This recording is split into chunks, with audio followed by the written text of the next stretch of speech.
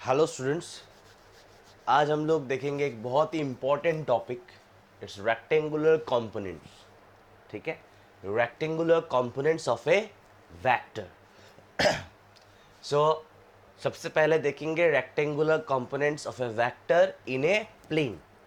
ठीक है, सो धीरे धीरे समझना है, इजी है। सो मान लीजिए this is A vector, this is a vector or it is lying in the xy plane. This is xy plane. This is a vector and it is lying in the xy plane. ठीक है, अभी क्या करेंगे हम लोग, यहां से x axis के ऊपर एक परपेंडिकुलर खींचेंगे। ठीक है, यहां से y एक्सिस के ऊपर एक परपेंडिकुलर खींचेंगे। ठीक है, इस वेक्टर का एक नाम दे देते हैं। इस वेक्टर का एक नाम दे देते हैं, क्या? ए एक्स वेक्टर। ठीक है, और इस वेक्टर का एक नाम दे देते हैं, it is A Y vector. ठीक है, यहां से मैंने क्या खींचा? परपेंडिकुलर। यहां से मैंने क्या खींचा? Perpendicular. And this is A vector. ये एक वेक्टर है जिसका नाम मैंने क्या दिया? A X vector. और ये एक वेक्टर मैंने इसका नाम क्या दिया? A Y vector. Now from this parallelogram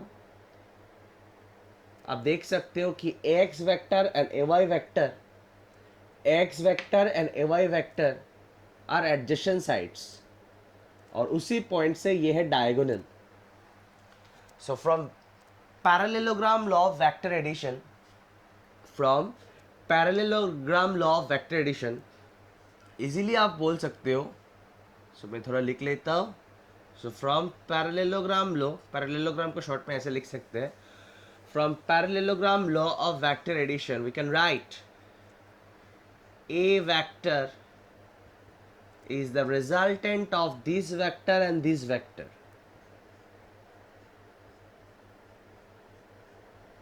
अगर आप लोगों ने बाकी लेक्चर्स देखा वेक्टर्स का तो बहुत इजी लग रहा होगा। So A vector is the resultant of this vector and this vector. ठीक है स्टूडेंट्स, ये जो वेक्टर है ना, आप थोड़ा ध्यान देना पड़ेगा, थोड़ा सोचना पड़ेगा। आप क्लियरली देख सकते हो कि इसका और इसका रिजल्टेंट है ए वेक्टर, इस वेक्टर एंड इस वेक्टर का रिजल्टेंट है ए वेक्टर। मतलब आप ऐसे भी बोल सकते हो कि ए वेक्टर को तोड़ के मुझे ये वेक्टर और ये वेक्टर मिला।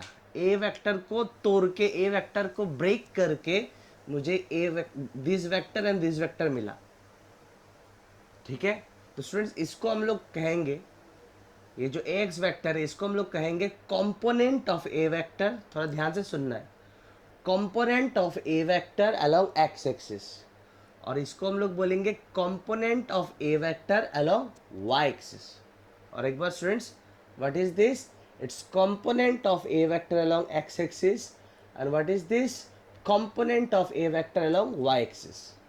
या आप ऐसे भी बोल सकते हो जनरल लैंग्वेज में, खुद का लैंग्वेज में, this is the effect of a vector, effect of a vector along x axis, and this is the effect of a vector along y axis.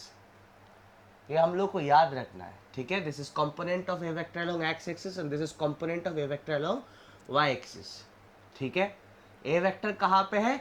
A vector is lying in the X Y plane, this is X Y plane. ठीक है, next थोड़ा ध्यान दीजिए, यहाँ पे same X Y plane है, this is the same A vector. थोड़ा ध्यान देना है स्टूडेंट्स, थोड़ा ध्यान देना है। सो पहले की तरह मैंने यहाँ से एक परपेंडिकुलर खींचा इन एक्स एक्सिस, और यहाँ से एक परपेंडिकुलर खींचा अलोंग वाई एक्सिस।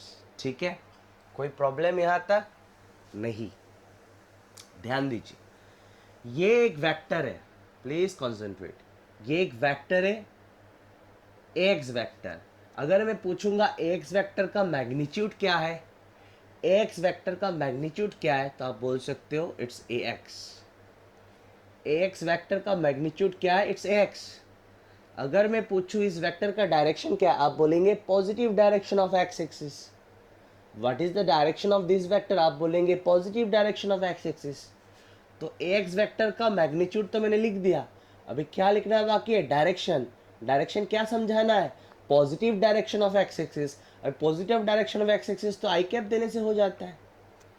समझ में आया होगा स्टूडेंट्स, अगर नहीं आया तो बार बार थोड़ा पिछला लेक्चर्स क्लियर होना चाहिए, बार बार बोल रहा हूँ। हाँ, एक्स वेक्टर है ना, वेक्टर के पास क्या क्या होता है, मैग्नीट्यूड एंड डायरेक्शन। तो मुझे यहाँ पे फिर से मैग्नीट्यूड एंड डायरेक्शन लिखना है। एक्स वेक्टर का मैग्नीट्यूड क्या है, एक्स, और एक्स वेक्टर का डायरेक्शन क्या है, positive direction of X axis.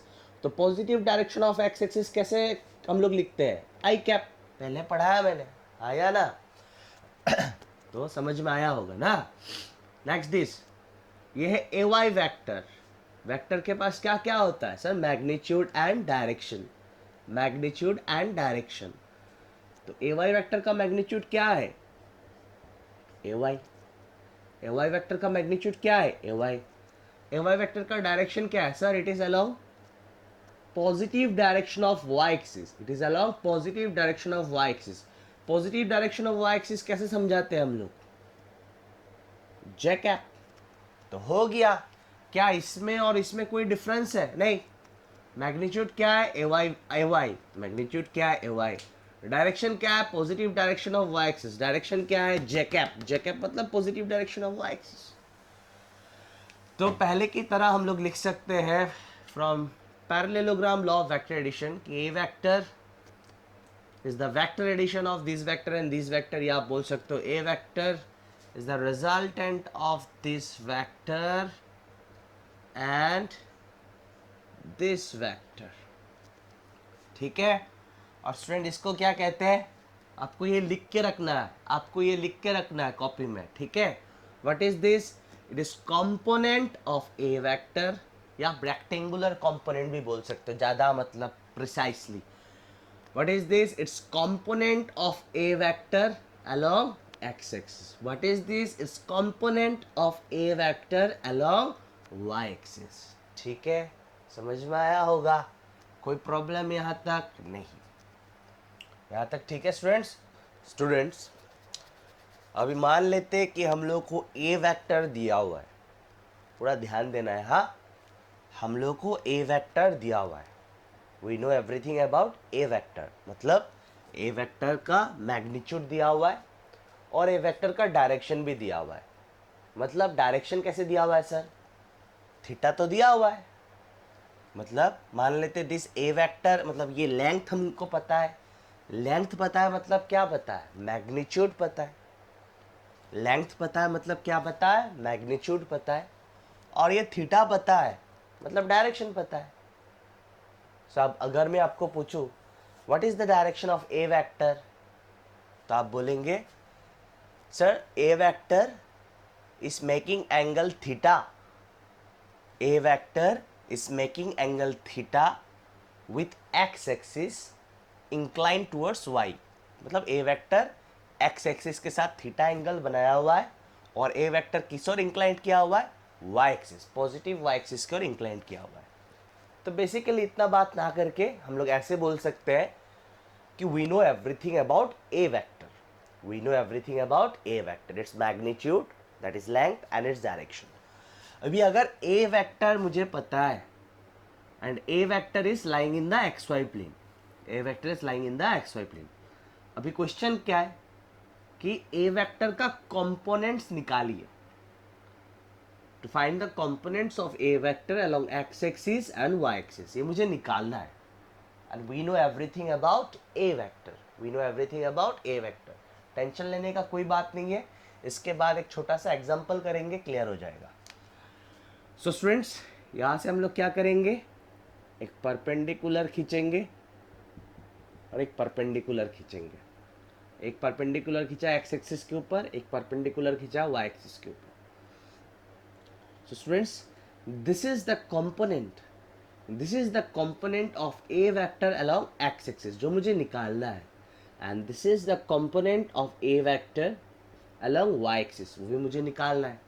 चलिए मान लेते हैं इस कंपोनेंट का नाम दे देता हूँ फिलहाल, इट्स ए एक्स, ठीक है। और इस कंपोनेंट का मैं नाम दे देता हूँ ए वाई, ठीक है। नेक्स्ट, अभी एक्स मतलब इसका डायरेक्शन तो मुझे पता है, इस वेक्टर का डायरेक्शन क्या है, along x एक्सिस। इस वेक्टर का डायरेक्शन क्या है, along y axis, positive direction of y axis, positive direction of x axis. तो निकालना क्या है, मैग्नीट्यूड। मैग्नीट्यूड निकालना बहुत इजी है।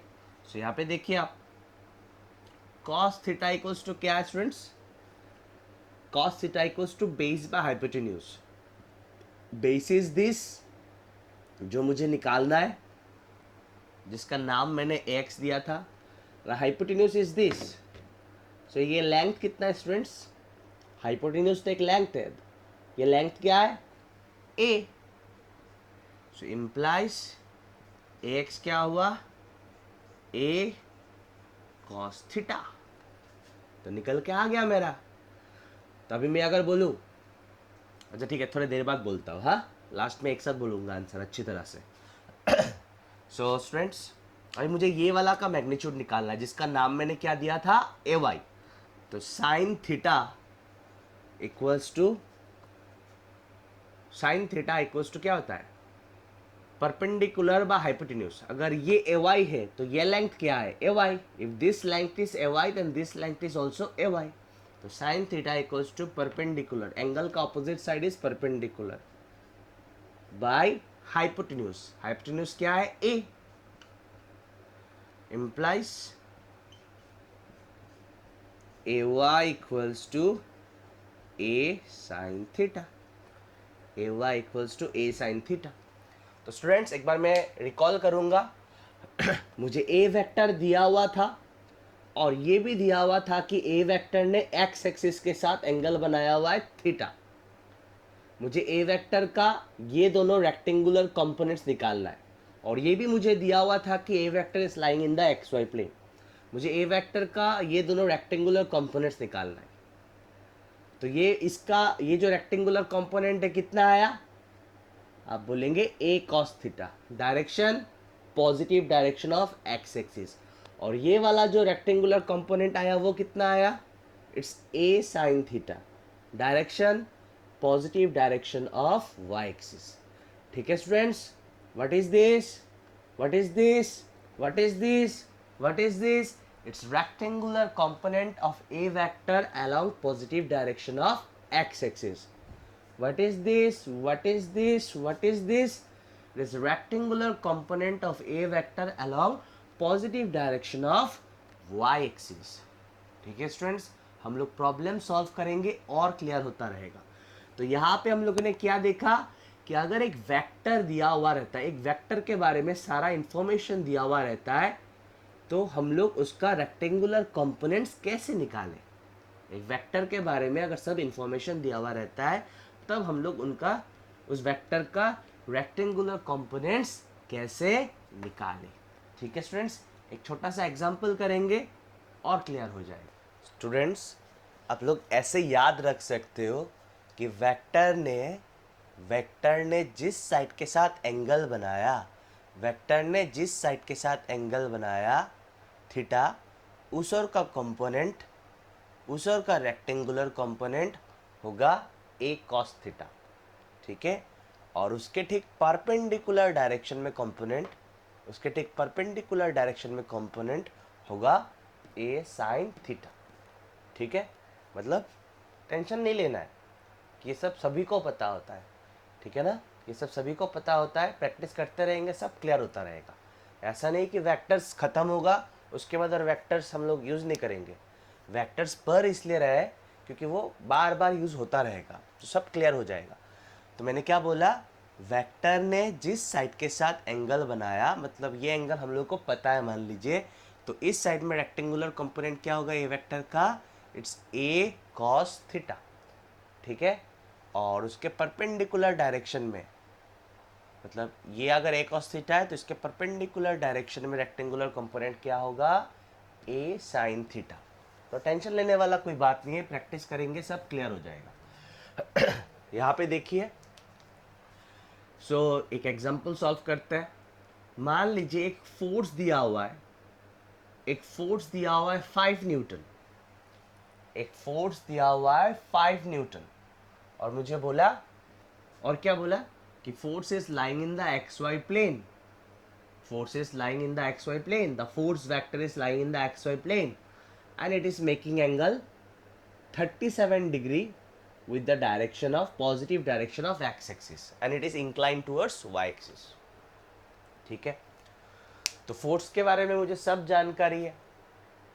फोर्स का मैग्नीट्यूड क्या है? 5 न्यूटन. फोर्स का डायरेक्शन क्या है स्टूडेंट्स? कैसे बोलेंगे डायरेक्शन? काफ़ी प्रॉब्लम्स किया है ना हम लोगों ने अभी तक.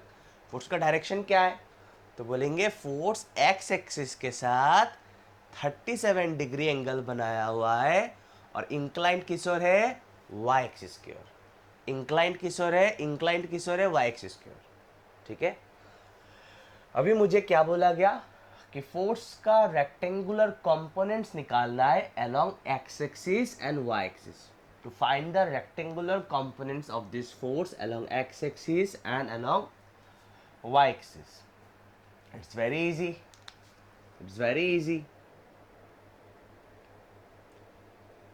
तो ये हो गया फोर्स का rectangular component along X axis, positive direction of X axis. क्या खींचा मैंने? परपेंडिकुलर, है कि नहीं? और यहाँ पे एक परपेंडिकुलर खींच लेता हूँ. सो this is the rectangular component of this force along positive direction of y axis. clear? clear? अच्छा, अभी डायरेक्ट यहाँ पे जैसे हम लोगों ने कैलकुलेट करके निकाला ना, यहाँ पे भी कर सकते हैं, लेकिन यहाँ पे भी अगर कैलकुलेट करके ही निकालना है तो यहाँ पे पहले से कैलकुलेट करके रखने का क्या फ़ायदा. तो यहाँ पे हम लोग डायरेक्ट यूज़ करेंगे. ठीक है, तो इधर कंपोनेंट क्या होगा? तो आपको ऐसे सोचना है, एफ ने इस डायरेक्शन के साथ एंगल बनाया, तो इस कंपोनेंट क्या होगा? Cos component. और उसके ठीक परपेंडिकुलर डायरेक्शन में कंपोनेंट क्या होगा? Sign component. तो इधर कंपोनेंट क्या होगा स्टूडेंट्स? It's F cos. इस इधर का कुछ नाम दे देते हैं हम लोग. हाँ, इधर का नाम देते हैं फोर्स अलोंग एक्स एक्सिस. ये नाम दिया, नाम फोर्स अलोंग एक्स एक्सिस क्या होगा? It's F cos of 37 degree. ठीक है, एफ कितना है? 5. एंड कॉस 37 कितना है स्टूडेंट्स? मैंने 37 एंड 53 वाला राइट एंगल ट्राइंगल के बारे में पढ़ाया था. पढ़ाया कि नहीं? पढ़ाया ना, लेक्चर 3 में पढ़ाया. तो ये सब क्लियर होना चाहिए. कॉस 37 बोलते ही आंसर आ जाना चाहिए. ठीक है, अभी सो मान लीजिए this is 37 degree and this is 53 degree and this is 90 degree. तो ये है मेरा 3, ये है मेरा 4 और ये है मेरा 5. कॉस 37 क्या होगा? Base by hypotenuse. Base by hypotenuse मतलब base by hypotenuse. So 4/5. 5 cancel, it is 4 Newton.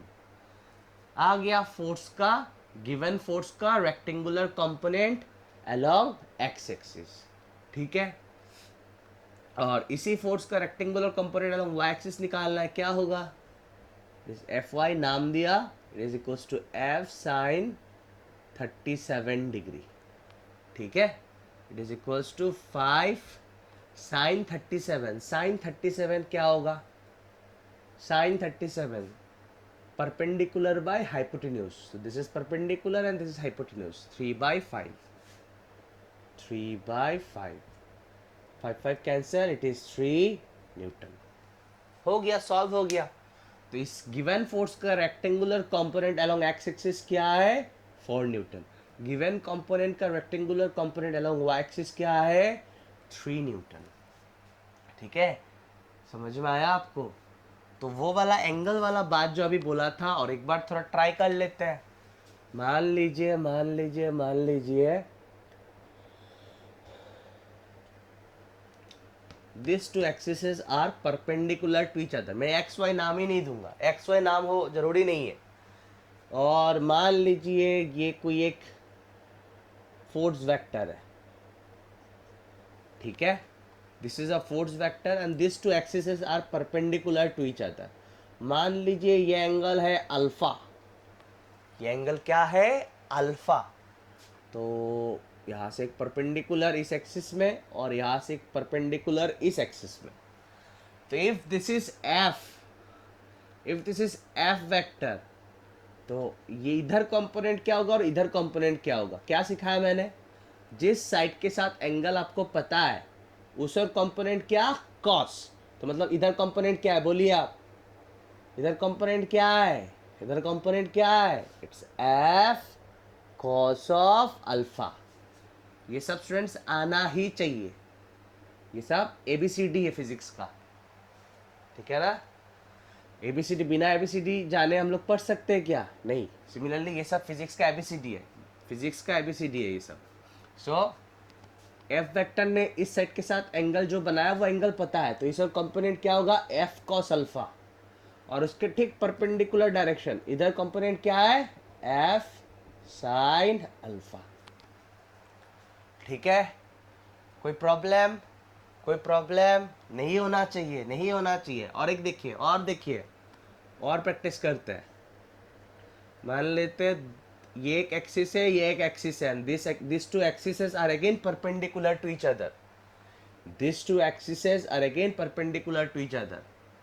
ठीक है? मैंने नाम नहीं दिया, कोई प्रॉब्लम नहीं है नाम नहीं देने से। ये सब आप लोगों ने नोट कर लिया होगा ना, तो ये मैं थोड़ा रैप कर रहा हूँ। मान लेते हैं कोई भी वेक्टर बोल दीजिए ना, इसको क्या नाम देंगे? बोले पी वेक्टर दे देते हैं, P vector. Let this be P vector. ये पी वेक्टर है मान लेते हैं, ठीक है? और ये एंगल मान लेते हैं थीटा, ये एंगल मान लेते हैं थीटा। तो मुझे इस और पी वेक्टर का रेक्टेंगुलर कंपोनेंट चाहिए और इस और पी वेक्टर का रेक्टेंगुलर कंपोनेंट चाहिए। मेरा लैंग्वेज ध्यान से सुनना है, लैंग्वेज ध्यान से सुनना है। कोई भी चीज़ सीखना है तो बहुत ध्यान दे के देना पड़ेगा फिजिक्स में। अगर मुझे कुछ भी अगर थोड़ा भी फिजिक्स पता है तो इसलिए पता है, थोड़ा थोड़ा अगर पता है, बहुत तो नहीं पता मुझे, लेकिन जितना भी थोड़ा बहुत मुझे पता है वो इसलिए पता है क्योंकि तुमको वो चीज़ बार बार देखना है, बार बार देखना है और सोचना भी है। So this is P vector, this is P vector, ठीक है? तो ये क्या है? यहाँ से मैंने परपेंडिकुलर खींचा इन दिस एक्सिस और यहाँ से मैंने परपेंडिकुलर खींचा in this axis. If this is P vector then what is this? Sir, it is rectangular component of p vector along this direction. What is this? Sir, this is rectangular component of p vector along this direction. What is the magnitude of this vector? अब बोलेंगे अच्छा इस angle के साथ, इस direction के साथ मुझे थीटा पता है, तो इधर कंपोनेंट क्या होगा? p cos theta. और इसका ठीक परपेंडिकुलर डायरेक्शन में ये है, तो इधर कंपोनेंट क्या होगा? P sine theta. चलिए मैंने काफ़ी प्रैक्टिस करवाया आप लोगों को, यहाँ तक कोई प्रॉब्लम नहीं है। समझ समझ के आगे बढ़ना है, ठीक है? समझ समझ के आगे बढ़ना है। चलिए स्टूडेंट्स एक एग्जांपल देखते हैं। सो ये एक फोर्स है, ये एक फोर्स है जिसका मैग्नीट्यूड हमें नहीं पता, जिसका डायरेक्शन के बारे में हम लोग को कुछ नहीं पता, लेकिन इस फोर्स का रेक्टेंगुलर कंपोनेंट्स हम लोग को दिया हुआ है। It is 8 Newton along positive direction of x-axis and it is 6 Newton along positive direction of y-axis. So students, we don't know anything about the force, not its magnitude, not its direction, लेकिन उसका rectangular components मुझे पता है। इस force का rectangular component दिया हुआ है 8 Newton along positive direction of x-axis and it is 6 Newton along positive direction of y-axis. कोई प्रॉब्लम स्टूडेंट्स? नहीं। अभी मुझे इसका मैग्नीट्यूड, इस जो फोर्स अननोन फोर्स है उस अननोन फोर्स को निकालना है, मतलब मुझे उसका मैग्नीट्यूड निकालना है, उसका डायरेक्शन निकालना है। So it's very easy. यहाँ पे आप देख सकते हो, यहाँ से आप देख सकते हो कैसे हम लोगों ने निकाला। तो इस फोर्स का मैग्नीट्यूड क्या होगा students? It's root over x square plus A Y square. तो let this force be F vector, नाम दे देता हूँ कि let this force be F vector. तो एफ क्या होगा students?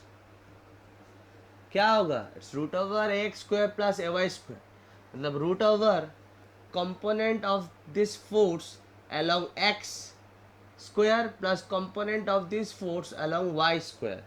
So component of this force along X क्या है? 8, so it's 8 square plus component of this force along Y क्या है? 6, सो इट्स 6 स्क्वायर। कोई प्रॉब्लम नहीं है। So implies f equals to 8 square is 64 and 6 square is 36. तो 36 plus 64 हो जाएगा 100 and root over 100 it is 10. तो ये फोर्स का मैग्नीट्यूड इस दिस अननोन फोर्स, इसका मैग्नीट्यूड निकल के आ गया स्टूडेंट्स, इट्स 10 न्यूटन.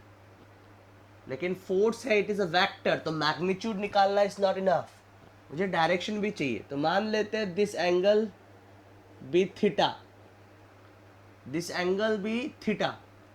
तो ये लेंथ मुझे पता है इट्स 6 और ये लेंथ मुझे पता है इट्स 8. तो tan थीटा क्या होगा स्टूडेंट्स, अभी अभी हम लोगों ने यहाँ पे भी निकाला ना, इट्स ay/x. तो इट्स फोर्स का component along y axis by force का component along x axis. So it's 6/8. So implies tan theta equals to 6/8. It's 3/4. 3, 4, 5 ये सब चीज़ देखने से ही थोड़ा इस ट्राइंगल के बारे में सोचना चाहिए. कौन सा ट्राइंगल, 53 डिग्री 37 डिग्री वाला ट्राइंगल. This 37, this is 53. ये साइड 3, ये साइड 4, ये साइड 5. अब देखिए, आप क्लियरली देखिए tan ऑफ 37 डिग्री क्या हो रहा है. tan 37 degree, tan 37 degree, tan 37 degree is perpendicular by base, perpendicular by base, that means 3/4. So tan theta is equals to 3/4. tan theta equals to 3/4. तो आप लिख सकते हो theta equals to tan inverse of 3/4.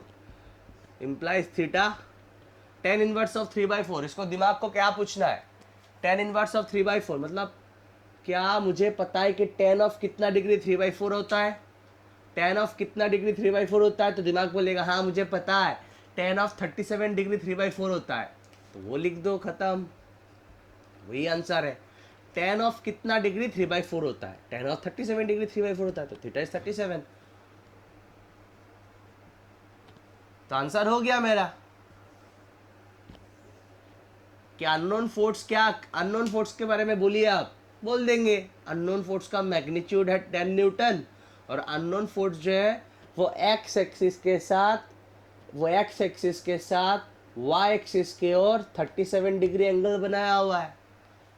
The magnitude of unknown force is 10 Newton and it is making angle of 37 degree along x axis.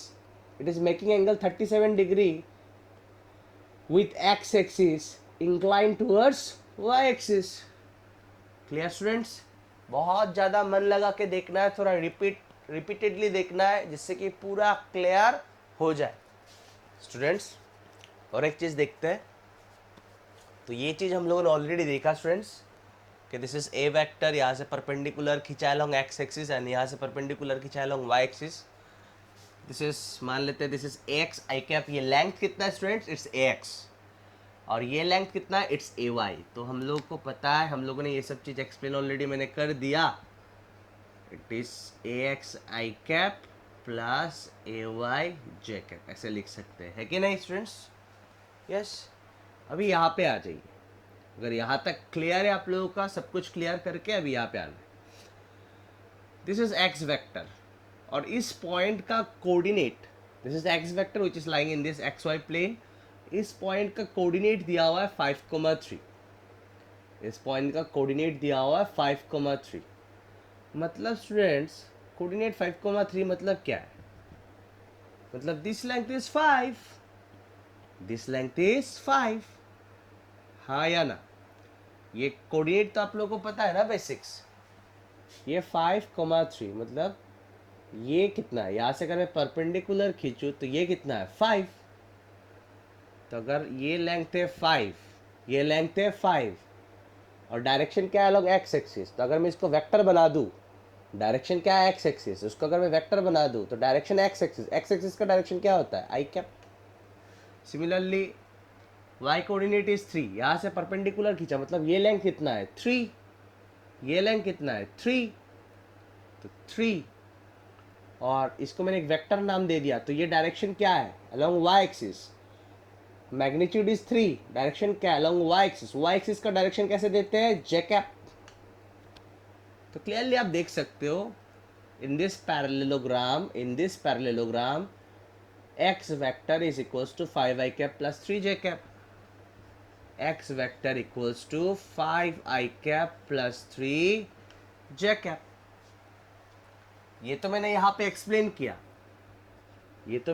Explain किया, next time अगर कहीं पे भी ऐसा दिखे कि मान लीजिए दिस ए वेक्टर और इस पॉइंट का कोऑर्डिनेट मान लीजिए है एक्स, कुछ भी मान लीजिए 2,4, तो ए वेक्टर को in terms of rectangular components, please ध्यान से सुनिए, A vector in terms of rectangular components कैसे लिख सकते हैं? 2i i cap plus 4j cap. ठीक है, ऐसे यहाँ पे जैसे कि 5,3 था, यहाँ पे तो मैंने एक्सप्लेन करके दिखाया कैसे आया। तो अगर ऐसे किसी भी पॉइंट का कोऑर्डिनेट दिया हुआ और ओरिजिन से उस पॉइंट तक का वेक्टर मान लेते ए वेक्टर है, ओरिजिन से उस पॉइंट तक का वेक्टर मान लेते ए वेक्टर है, तो ए वेक्टर क्या होगा? It's 2i cap plus 4j cap. Simple, समझ में आया होगा स्टूडेंट? थोड़ा बार बार देखना है, जब तक समझने में ना आए तब तक देखते रहना है। कंसंट्रेशन लेवल बहुत हाई होना चाहिए। स्टूडेंट्स, आगे बढ़ने से पहले हम लोग को एक चीज़ याद रखना है। अभी क्या चीज़ याद रखना है आप लोग यहाँ पे देखिए, मान लीजिए this is A vector, this is A vector और ये कोई भी एक डायरेक्शन है, ठीक है? तो अगर मैं इस ए वेक्टर से इस डायरेक्शन के ऊपर एक परपेंडिकुलर खींचूं, दिस इज ए वेक्टर और ये कोई भी एक डायरेक्शन है, मान लीजिए दिस एंगल इज अल्फा, मैंने यहाँ से इस डायरेक्शन तक क्या खींचा? परपेंडिकुलर। तो ये लेंथ कितना होगा स्टूडेंट्स? ये लेंथ कितना होगा? ठीक है, तो अब देखिए ध्यान से, cos alpha equals to base by hypotenuse, मतलब ये बेस कितना होगा मुझे चाहिए? Base by hypotenuse, hypotenuse is this, तो ये लेंथ कितना है? a इम्प्लाइज ये आया a cos अल्फा। तो हम लोग को ये याद रखना है, ठीक है? मान लीजिए this is any vector p vector और ये कोई भी एक डायरेक्शन है और ये एंगल बीटा है, सपोज यहाँ से मैंने एक परपेंडिकुलर खींचा, देखिए परपेंडिकुलर नहीं लग रहा है, थोड़ा और एक बार ड्रॉ कर लेता हूँ।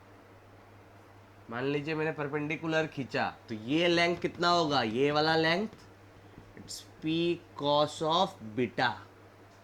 ये याद रखना है स्टूडेंट्स हम लोगों को, ठीक है? वैसे तो मैंने निकाल के दिखाया cos alpha equals to base by hypotenuse, ठीक है? लेकिन हम लोग को ये हमेशा याद रखना है, ठीक है? हमेशा याद रखना है। मान लीजिए जैसे दिस इज कुछ भी x, यहाँ से मैंने एक परपेंडिकुलर खींचा, ये एंगल थीटा है, तो ये लेंथ कितना होगा students? It's x cos theta, ठीक है? ये याद रहेगा हम लोग को। चलिए आगे बढ़ते हैं स्टूडेंट्स। अभी आप लोगों को काफ़ी ध्यान देना है, थोड़ा इमेजिनेशन पावर थोड़ा अच्छा चाहिए मुझे, because this board is 2 dimensional board, this board is a plane. तो मुझे 3 डायमेंशनल फिगर अगर समझाना है तो आपको थोड़ा ध्यान देना पड़ेगा और थोड़ा सोचना पड़ेगा, ठीक है? थोड़ा सोचेंगे तो ऑब्वियसली समझ में आएगा। सो topic is rectangular components of A vector in 3 dimension. Rectangular components of A vector in 3 dimension. Repeatedly देखना है और थोड़ा सोचना है, सिर्फ देखने, बार बार देखने से भी शायद समझ में ना आए, लेकिन अगर सोचेंगे और देखेंगे तो क्लियर होगा ही होगा, ठीक है स्टूडेंट्स? सो ध्यान दीजिए, पूरा बहुत ज़्यादा ध्यान देना है। So this is x axis, this is y axis and z axis इस और है। This is x, this is y and this is z. Board से बाहर की ओर, लेकिन बोर्ड से बाहर की ओर तो हम लोग ड्रॉ नहीं कर सकते, इसलिए हम लोगों ने ऐसे दिया। लेकिन दिमाग में क्या रखना है कि z एक्सिस बोर्ड से बाहर की ओर है, यही करेक्ट है। x, y, z they are mutually perpendicular, कोई भी दो एक्सिस के बीच में एंगल क्या है? 90 डिग्री। तो z is along this direction, ठीक है? बाहर की ओर है, ठीक है? नाउ हम लोगों ने जो लास्ट केसेस देखा, हम लोग rectangular components of vector in plane जब देखा, तब वेक्टर को कहाँ रखा था हम लोगों ने? प्लेन में रखा था, XY प्लेन में ऐसे रखा था। बट दिस टाइम वेक्टर ऐसे है, बोर्ड में लाइन नहीं कर रहा है, वेक्टर ऐसे है। सो प्लीज स्टूडेंट्स ध्यान देना है। So let us consider that this is A vector.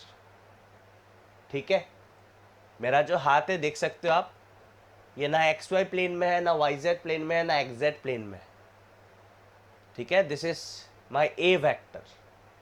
ठीक है, अभी ध्यान देना है, दिस इज ए वेक्टर। ठीक है, यहाँ पे देखना है और मेरे हाथ को भी देखना है, दिस इज ए वेक्टर। अभी ए वेक्टर से मैंने क्या किया, एक परपेंडिकुलर खींचा एक्स के ऊपर। प्लीज कॉन्सेंट्रेट, ए वेक्टर से एक्स एक्सिस के ऊपर परपेंडिकुलर खींचा, ए वेक्टर से एक्स एक्सिस के ऊपर परपेंडिकुलर खींचा। ठीक है, ए वेक्टर से एक्स एक्सिस के ऊपर परपेंडिकुलर खींचा। तो ये तो एग्जैक्ट फिगर नहीं दिखा सकता ना, जैसे कि यहाँ पे जो है बॉक्स ऐसा आएगा, बॉक्स जो है यहाँ पे एक बॉक्स दिख रहा है ना आपको, वो बॉक्स ऐसा आएगा, तो मैं ऐसा कैसे ड्रॉ कर दूं, ऐसे तो ड्रॉ नहीं कर पाऊंगा। तो प्लीज ध्यान देना है। So this is my A vector, this is my A vector, और ए वेक्टर ने एक्स एक्सिस के साथ एंगल बनाया alpha. This is the angle, A vector ने एक्स एक्सिस के साथ एंगल बनाया अल्फा। तो यहां से मैंने परपेंडिकुलर खींचा एक्स एक्सिस के ऊपर, ए वेक्टर का टिप से या हेड से मैंने परपेंडिकुलर खींचा एक्स एक्सिस के ऊपर, तो ये लेंथ क्या होगा, इट्स ए कॉस अल्फा। तो मान लेते हैं ये फिगर को जब आप, अभी ऐसा दिख रहा है ना फिगर, तो अब जब ऐसे कर देंगे ना, ए वेक्टर का जब परपेंडिकुलर खींचेंगे वो यहाँ पे जाके टच होगा। So this is the component of A vector along X axis. उसको आप ऐसे लिख सकते हो, A X which is equals to A cos alpha. ठीक है ना, this is A vector. A vector से जब अपने परपेंडिकुलर खींचा, ए वेक्टर के हेड से जब अपने परपेंडिकुलर खींचा इन एक्स, तो यहां से यहां तक जाके जो लेंथ हुआ that is a cos alpha, जिसको आप बोल सकते हो component of A vector along X axis. ठीक है, ठीक है। नेक्स्ट, ए वेक्टर तो मेरा वैसा ही है। सो ए वेक्टर ने एक्स एक्सिस के साथ क्या एंगल बनाया, अल्फा। ए वेक्टर ने वाई एक्सिस के साथ, positive direction of Y axis के साथ क्या एंगल बनाया, मान लेते beta. This is a 3 dimensional figure. ऐसा है फिगर, ऐसा है, थोड़ा सोचना पड़ेगा, थोड़ा ऐसा है फिगर। तो ए वेक्टर से जब मैं परपेंडिकुलर खींचूंगा in Y axis, first of all what is the angle made by A vector with positive direction of y axis, it's beta। तो यहां से जब मैं परपेंडिकुलर खींचूंगा, परपेंडिकुलर जब मैं y axis के ऊपर खींचूंगा, ये लेंथ क्या होगा, अभी अभी पढ़ा के आया, this angle is beta, this angle is beta, और यहां से मैंने खींचा परपेंडिकुलर, तो ये लेंथ क्या होगा, मान लेते ये टच हुआ यहाँ पे जाके, जब परपेंडिकुलर खींचा तब यहाँ पे जाके टच हुआ, तो ये लेंथ कितना होगा, इट्स ए कॉस बीटा, जिसको हम लोग बोलेंगे component of A vector along Y axis, component of A vector along Y axis. समझ में आया होगा स्टूडेंट्स। पहले वाला टॉपिक्स पूरा क्लियर कीजिए, उसके बाद ही यहाँ पे आना है। नेक्स्ट, ये वही मेरा एज यूजुअल ए वेक्टर है, वही मेरा एज यूजुअल ए वेक्टर है, थोड़ा ध्यान देना है स्टूडेंट्स। और A vector, and this is the direction of Y axis, sorry Z axis, this is the direction of Z axis, this is the direction of Z axis. हम लोग ऐसे draw कर पाएंगे क्या बोर्ड में, पॉसिबल ही नहीं है। So this is the direction of Z axis, this is the direction of Z axis. ठीक है, this is the direction of Z axis. कोई प्रॉब्लम? तो अगर ये जेड एक्सिस है, ए वेक्टर ने जेड एक्सिस के साथ क्या एंगल बनाया, ए वेक्टर ने जेड एक्सिस के साथ क्या एंगल बनाया, positive direction of Z axis के साथ क्या एंगल बनाया। सो यहाँ पे एक मनी वन एक्सिस देखना है विच इज जेड एक्सिस, ये एंगल क्या है, गामा, ये एंगल क्या है, गामा। ए वेक्टर ने जेड एक्सिस के साथ क्या एंगल बनाया, गामा। तो यहाँ से अगर मैं जेड एक्सिस यहाँ पे दिख रहा है ना मनी वन, तो यहाँ से अगर मैं एक परपेंडिकुलर खींचूं, तो जहाँ पे जाके जेड एक्सिस के जिस पॉइंट पे जाके परपेंडिकुलर ने टच किया, वो लेंथ क्या होगा, वो लेंथ क्या होगा, ए कॉस गामा। मान लीजिए वो जाके टच किया, ए वेक्टर का टिप ने यहाँ पे आके टच किया, तो ये क्या हुआ, A Z equals to A cos gamma. Students अभी यहाँ पे ध्यान दीजिए, मान लेते this is O, this is A, this is B and this point is C. थोड़ा ध्यान देना है स्टूडेंट्स, थोड़ा ध्यान देना है, थोड़ा ध्यान देना है।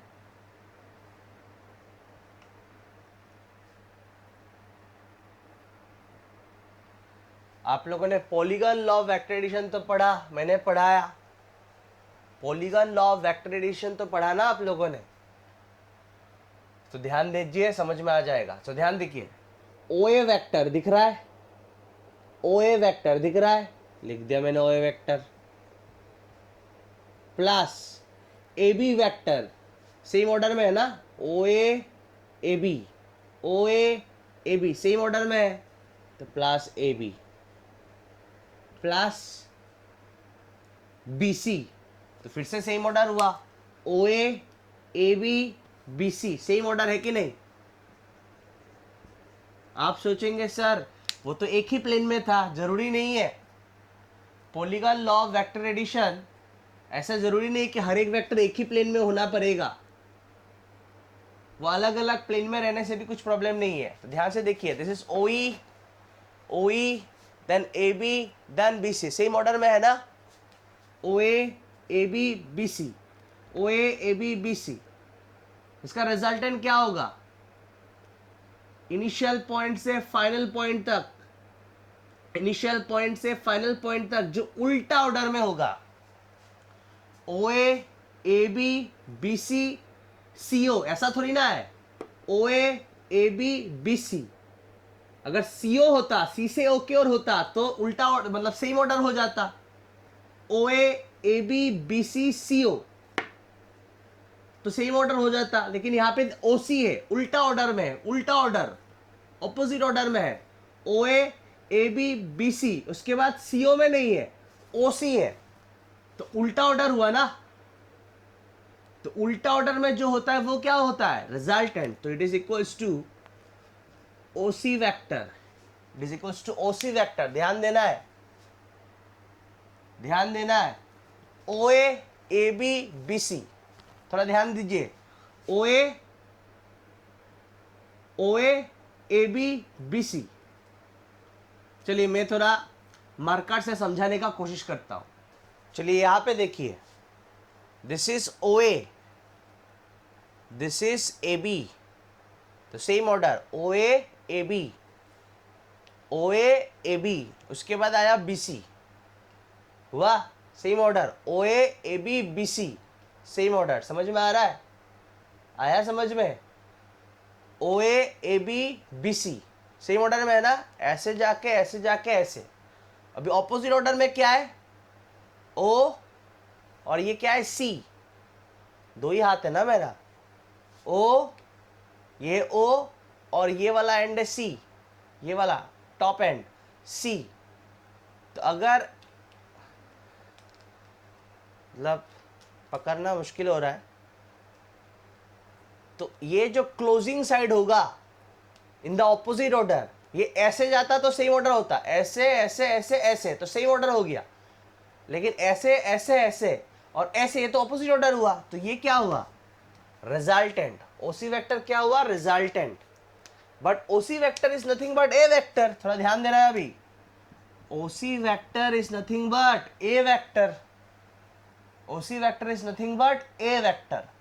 ओ A vector, O A vector is nothing but A x I cap लिख सकता हूं, ओ ए किस ओर है, एक्स की ओर है ना, ओ ए किस ओर है, एक्स की ओर है, तो मैं एक्स आई कैप लिख सकता हूं। ए बी वेक्टर, ये लेंथ अगर एजेड है तो ये लेंथ कितना होगा, एजेड, ऑपोजिट है ना, ये लेंथ अगर एजेड है तो ये लेंथ क्या होगा, एजेड, तो एजेड। और डायरेक्शन किस ओर है, जेड की ओर है, डायरेक्शन किस ओर है, जेड की ओर है, तो मैं लिख सकता हूं k cap plus B C vector, BC, ध्यान देना पड़ेगा, ध्यान देना पड़ेगा, वीडियो को पॉज करके थोड़ा देखना पड़ेगा अच्छी तरह से। BC, ये लेंथ और ये लेंथ ऑपोजिट नहीं है क्या? ये एक बॉक्स जैसा है ना, बॉक्स। BC, ये लेंथ अगर BC है तो ये लेंथ भी तो सेम ही है, तो BC के जगह पे मैं लिखूंगा AY, और BC का डायरेक्शन किस ओर है? Y एक्सिस की ओर है, तो क्या लिखूंगा Y एक्सिस का डायरेक्शन? J cap. इसको थोड़ा सजा के आप लिख सकते हो, A vector equals to AX I cap plus AY J cap plus AZ K cap. What is this? Component of A vector along X axis. What is this? Component of A vector along Y axis. What is this? Component of A vector along Z axis. ठीक है students, ध्यान दीजिए, ध्यान दीजिए, ध्यान दीजिए। अगर A vector ने X एक्सिस के साथ, positive direction of X axis के साथ एंगल बनाया अल्फा, तो AX यानी कि ये लेंथ कितना आता है? A cos alpha. समझ में नहीं आया बोल के छोड़ना नहीं है, बार बार देखना है। AY, अगर A वेक्टर ने Y एक्सिस के साथ एंगल बनाया बीटा, तो AY कितना है? तो लिखा हुआ है ये सब चीज, A cos beta. And AZ क्या है? अगर A वेक्टर ने Z एक्सिस के साथ एंगल बनाया गामा, तो AZ क्या है? A cos gamma. AZ क्या है? A cos gamma. समझ में आया? समझ में आया? ये जो cos alpha, cos beta and cos gamma है, इन तीनों को एक साथ हम लोग कहते हैं डायरेक्शन कोसाइंस। क्या कहते हैं? Direction cosines of A vector, direction cosines of A vector. What is alpha? It is angle made by A vector with positive direction of X axis. What is beta? It's angle made by A vector with positive direction of Y axis. What is gamma? It's angle made by A vector with positive direction of Z axis. With X axis, with Y axis, with Z axis. Cos alpha, cos beta, cos gamma को हम लोग क्या कहते हैं? Direction cosines. क्या कहते हैं? Direction cosines. समझ में आया स्टूडेंट्स?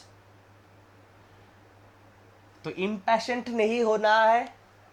जहाँ शायद थोड़ी देर पहले समझ में आया था, अभी समझ में नहीं आ रहा है, तो बार बार फिर से वही से देखना है, फिर से वही से देखना है, पूरा एकदम काम रह के देखना है, एकदम पैशंस के साथ धीरे धीरे धीरे धीरे समझने का कोशिश करना है, समझ में आएगा ही स्टूडेंट्स। मान लीजिए this is A vector, this is A vector, और ये पॉइंट जो है, इस पॉइंट का कोऑर्डिनेट है, मान लेते हैं 2,3,5। सो this is my A vector. ये जो मेरा हाथ है, this is my A vector, जो किसी प्लेन में लाई नहीं कर रहा है, ऐसा नहीं है, ऐसा है। और मान लेते हैं इस पॉइंट का कोऑर्डिनेट है 2,3,5। तो ए वेक्टर को हम लोग कैसे लिखेंगे? It is equals to 2i I cap plus 3j cap plus 5 K cap. समझ में आया होगा? ठीक पहले की तरह, सिमिलर। ठीक है तो स्टूडेंट्स, व्हाट इज 2 हियर? आप बोल सकते हो component of A vector along X axis, component of a vector along x axis. What is 3 here? It's component of a vector along x axis, sorry, y axis. What is 5 here? Component of a vector along z axis. Component of a vector along x, component of a vector along y, component of a vector along z. ठीक है, मतलब अगर a vector के and से, a vector के head से अगर आप x एक्सिस के ऊपर एक परपेंडिकुलर खींचेंगे, a वेक्टर के मतलब हेड से अगर आप परपेंडिकुलर एक खींचेंगे x एक्सिस के ऊपर, तो जहाँ पे जाके टच होगा वो जो मेजरमेंट होगा that will be 2। Similarly a vector के हेड से अगर आप y एक्सिस के ऊपर एक परपेंडिकुलर खींचेंगे, तो जहाँ पे जाके टच होगा ओरिजिन से वो वाला मेजरमेंट होगा 3। समझ में आया होगा? सिमिलरली इसके साथ भी अगर a वेक्टर से आप z एक्सिस में परपेंडिकुलर खींचेंगे, a वेक्टर के हेड से अगर z एक्सिस में एक परपेंडिकुलर खींचेंगे, तो जहाँ पे जाके टच होगा, जहाँ पे जाके टच होगा, जहाँ पे जाके टच होगा, ओरिजिन से z एक्सिस के उस पॉइंट तक का मेजरमेंट होगा 5। ठीक है स्टूडेंट, समझ में नहीं आया बोल के छोड़ नहीं देना है, थोड़ा और मन लगाना है, थोड़ा दिमाग को फ्रेश करके फिर से देखना है, समझ में आएगा ही आएगा। स्टूडेंट्स अब देखिए इस ट्राइंगल में, कौन सा triangle, OBC, in triangle OBC, OBC, तो ये जब फिगर ऐसा होगा ना स्टूडेंट्स, एक्चुअल फिगर तो ऐसा है, ये बॉक्स तो ऐसा है, तो ये जो एंगल है ना ओ बी सी, ये कुछ ऐसा होगा, ओ बी सी ऐसा होगा, समझ में नहीं आया, ओ बी सी ऐसा होगा, मतलब मैं मार्कर से दिखाता हूँ, ओ बी सी और ये हो गया ओ सी, ये हो गया ओ सी, मतलब ऐसे perpendicular at B, perpendicular at B मतलब 90 डिग्री, ये वाला एंगल कितना होगा 90 डिग्री। तो ध्यान से O B C, this is O B, this marker is O B, then this is BC and this is OC। ठीक है, तो हम लोग लिख सकते हैं applying Pythagoras theorem, OC square equals to OB square plus BC square. कोई problem नहीं होना चाहिए। उसके बाद देखते हैं in triangle OAB, OAB this is again a right angle triangle at A, ये वाला एंगल 90 डिग्री है, ऐसा है ना बॉक्स, बॉक्स ऐसा है। तो देखिए ये मान लीजिए OA, देन ये हो गया मेरा AB,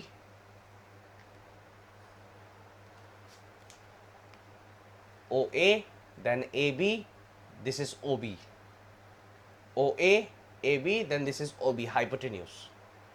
ठीक है, तो OB square equals to OA square plus AB square. कोई प्रॉब्लम स्टूडेंट्स नहीं।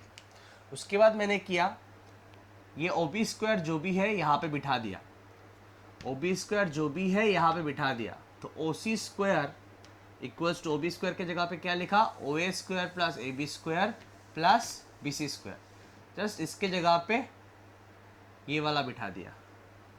ठीक है, अभी what is OC students, sir OC is, OC तो लेंथ है, मैंने तो OC वेक्टर नहीं बोला, अगर OC वेक्टर बोलता तो A वेक्टर बोलते, तो OC तो लेंथ है, तो लेंथ मतलब मैग्नीट्यूड ऑफ वेक्टर, तो OC मतलब A स्क्वायर, OC स्क्वायर मतलब A स्क्वायर, OC मतलब A, तो OC स्क्वायर मतलब A square. Next OA, OA तो AX है, OA क्या है X, this AX component of A vector along X axis. What is AB, what is AB, कहाँ है AB, कहाँ है AB, कहाँ है AB, दिस इज AB। तो ये लेंथ अगर AZ है तो ये लेंथ कितना होगा AZ, ये लेंथ अगर AZ है तो ये लेंथ क्या होगा AZ, तो AZ square plus BC square. What is BC, ये लेंथ अगर BC है, स्टूडेंट ध्यान से देखना है, ये लेंथ अगर BC है तो ये लेंथ भी तो BC है, ये ऐसा है ना, ये फिगर जो 3 डायमेंशनल है ऐसा है, तो ये लेंथ अगर BC है, ये लेंथ भी तो BC है, तो ये कितना है AY, तो ये कितना है AY।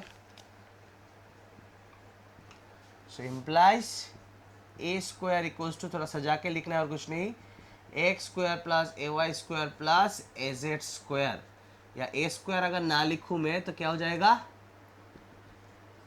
Root over. तो अगर एक वेक्टर का, अगर एक वेक्टर को हम लोग को, एक वेक्टर को अगर हम लोग को in the terms of rectangular components दिया हुआ रहता है, एक्स आई कैप AY जे कैप AZ के कैप, तो उस वेक्टर का मैग्नीट्यूड क्या होगा, उस वेक्टर का मैग्नीट्यूड क्या होगा, it's root over x square plus AY square plus AZ square, it's root over x square plus AY square plus AZ square. और एक एग्जांपल देख लेते, क्लियर हो जाएगा। मान लीजिए A vector is equal to 2i i cap plus 3j cap plus 5k cap, तो A vector का मैग्नीट्यूड क्या होगा स्टूडेंट्स, A वेक्टर का मैग्नीट्यूड ऐसे लिख सकते हैं या सिंपली A लिख सकते हैं, क्या पढ़ाया अब, it's root over x square plus AY square plus AZ square, मतलब root over 2 square plus 3 square plus 5 square, जो आएगा आएगा आंसर। समझ में आया? तो स्टूडेंट्स इस लेक्चर को जैसे rectangular components of vector in 3D आता है, थोड़ा ध्यान से देखना है, क्योंकि 3D है ना, तो बोर्ड में ड्रॉ करना थोड़ा मुश्किल है। तो जैसे 3D आता है आपको थोड़ा ध्यान से देखना है, बहुत ज़्यादा ध्यान से देखना है, और बार बार देखना है। अगर टफ लग रहा है तो रेस्ट लेना है, फिर से देखना है, समझ में आएगा? ठीक है, नेक्स्ट क्लास में इन सब को लेके हम लोग डील करेंगे। तो नेक्स्ट क्लास और टफ नहीं लगने वाला, इससे कंपैरेटिवली इजी होगा।